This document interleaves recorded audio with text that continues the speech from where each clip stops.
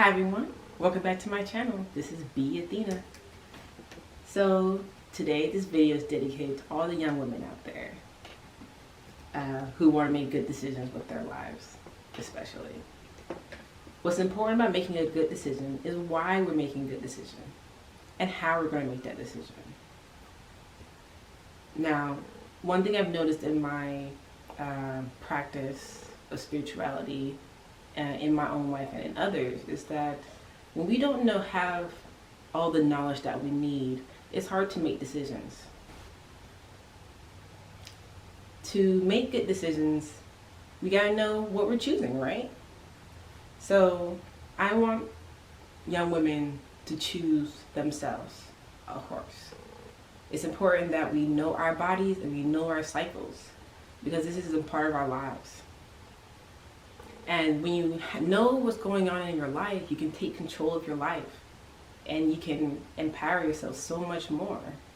Just by knowing your own cycle is so simple, and you can curate your life essentially. A menstrual cycle is 28 days, as you should know, or it doesn't matter if this is for people who don't know. So you might not know this, but your cycle is on 28 days. Occasionally there can be 31 or any varying amount depending on your hormones, your location, all types of things can factor into when your cycle begins and how it progresses. But we all have some kind of cycle, menstrual cycle. If it's not exactly menstrual, it's a hormonal cycle, because our menstrual cycle is controlled by our hormones. And so when we have, so even if you don't have, even for young men out there, or even men have a hormonal cycle. Their hormonal cycle is different from our hormonal cycle, of course, because they have different organs and different purposes for what their body is for. Now, for women's bodies, we are, of course, the child bearers of this world, and that's where we have a cycle to let us know when it's time for us to be fertile. Nothing to be ashamed of course. We're just women, that's what we do.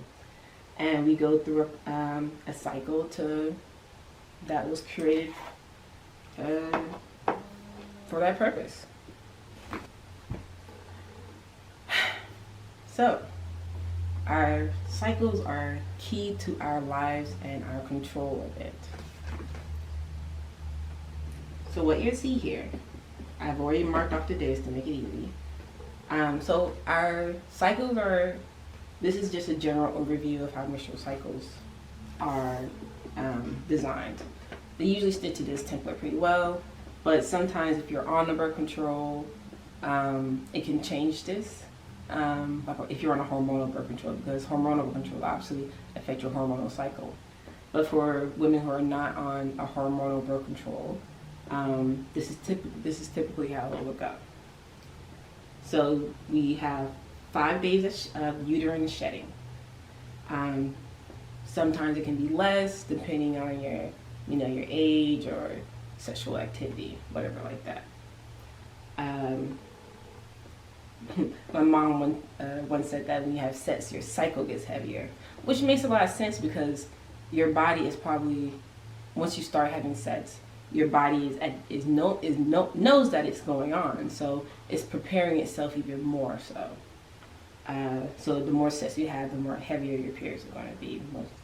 If you're getting it like raw, probably. But I'm just being real. But that's it. But we should trust, or women should trust our intuition when it comes to our bodies and health. So it's just something important, just something to think about, to note. And always make notes about your body during a cycle, so you can start keeping a track record of what's going on with your body and what kind of things are affecting your body and what you can do to improve these symptoms for the next cycle.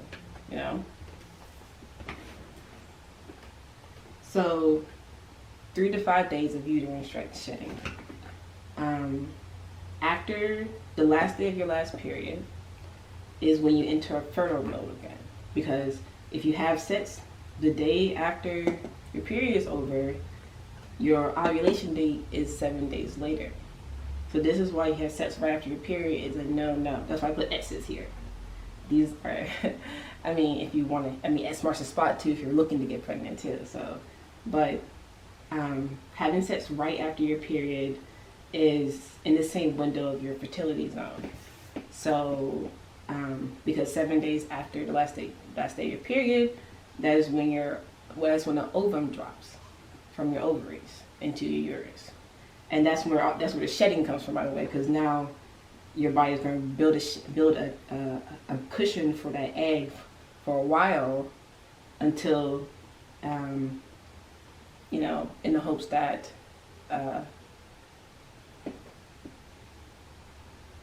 that it has something to do, basically. Well, actually, maybe I'm doing it in the wrong direction, but I don't know. But yeah, then your body, so I guess your body's, that's probably what's happening here actually, is that your body sheds the old uterine lining, and then it rebuilds a new one, and then drops an egg. And then once your body realizes it hasn't gotten pregnant, it's going to shed all that out. That makes a lot more sense, doesn't it, actually? Huh? I never thought about it that way. We just figured something out together. Isn't this beautiful? So, but anyway, so after your ovum drops, it's there for 24 hours. Sometimes it can stay a little longer, up to 72 hours, you know, maybe.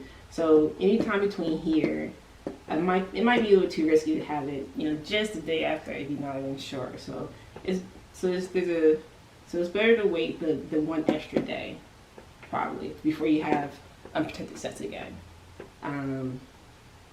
Or at least if that's what you want, you know. It's like you want to avoid getting pregnant and you want to have unprotected sex.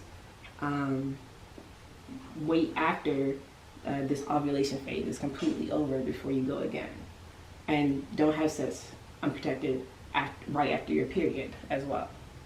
And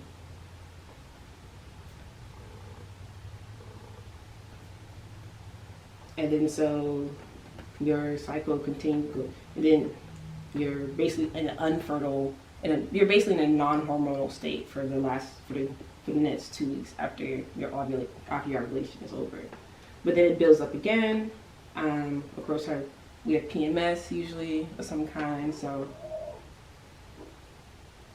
decided